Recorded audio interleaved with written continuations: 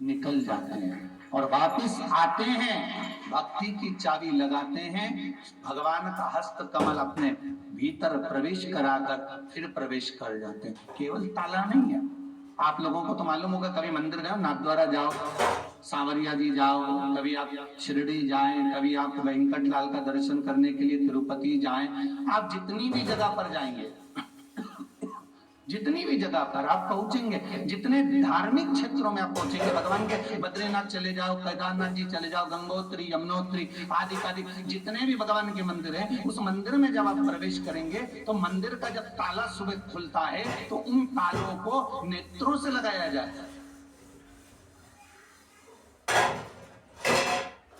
उन तालों को नेत्रों से लगाते हैं और नेत्रों से लगाकर फिर चाबी लगाई जाती है कि भक्ति की चाबी से हम भगवान के हस्त कमल को खोलने का प्रयास कर रहे हैं। भक्ति की चाबी।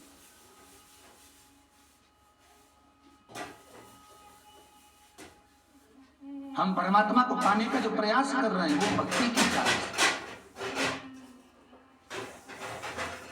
तो आप चिंता न करें, अगर आप नहीं भी आए तो हम आपके यहाँ प्रवेश कर जाएंगे। भगवान 64 योगनियां करें तो भगवान अर्थात मेरा भोलेनाथ केवल दान नहीं दे रहा है, मेरा भोलेनाथ केवल डोनेशन नहीं दे रहा, केवल दान प्रदान नहीं कर रहा। मेरा शंकर अगर कुछ दे रहा है तो निमंत्रण पत्र प्रदान कर रहा है कि आप हमारे यहाँ आओ, आप पहुंचो, हमारे आदर दिया, सम्मान दिया, सत्कार दिया। शिव के दरवाजे पर, शिव की चौखट पर महाराज कोई बड़ा और कोई छोटा नहीं होता। शंकर के द्वार पर सब सम है, इसलिए वो शमशान का वासी है। सब सम है उसमें।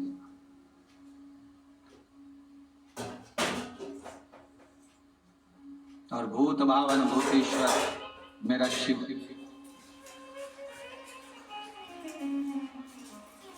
सबको समता का भाव देना चाहता। कहते हैं भगवान शंकर केवल भूत और प्रेतों को ना बुलाए।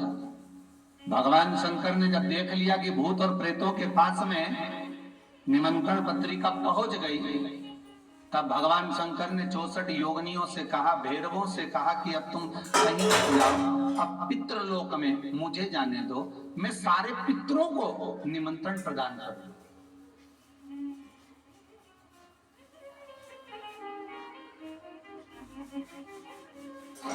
मैं सारे पितरों को निमंत्रण देकर अपने यहाँ पर लेकर आऊंगा। शंकर की कथा इसीलिए शायद शिव महापुराण कहती है कि भागवत पितरों को तार देती है, पर शिव महापुराण पितर तो तारती ही है। साथ में जो अधोगति में मर गए, गर्भावस्था से बाहर निकलने के बाद या गर्भावस्था के अंतर्गत 4 महीने का गर्भ ठहरने के बाद जो बालक या बच्चा जो अंदर की अंदर शांत हो जाता है या प्रविष्ट होकर कुंवारी अवस्था में भी चले जाता है, वो आहुत शंकर की कथा से ही तर सकता है। शिव के द्वारा ही उसको मुक्ति मिल सकती, मोक्ष